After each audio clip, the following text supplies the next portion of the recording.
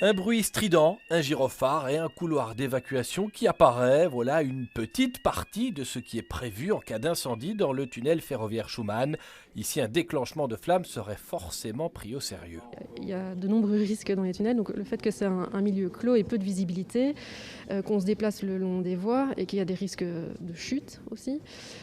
Et surtout, ça demande une bonne collaboration avec les services d'Infrabel pour être sûr que le trafic ferroviaire est coupé et que l'alimentation des caténaires sont coupées. C'est deux choses importantes. Pour limiter les risques, le tunnel est équipé d'un imposant système de ventilation. Il aspire jusqu'à 150 mètres cubes d'air par seconde pour dégager les fumées. Chasser la fumée pour éviter que les gens ne voient plus clair et aussi pour la respirabilité et la transmission de chaleur. La technologie est aussi parfois très discrète. Dans ce câble, une fibrolaser très utile. Quand c'est un incendie important, c'est la fibrolaser qui va la déclencher.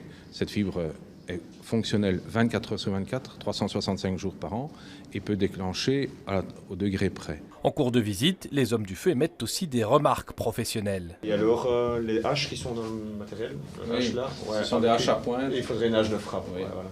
Ça, je vais les changer. Ah, parfait. Faute d'équipement spécifique, certains exercices de simulation ne sont pas possibles chez nous. Les pompiers se rendent alors dans les Alpes suisses. C'est que la Suisse est un pays de tunnels, qu'en Suisse, la sécurité n'est pas un vain mot.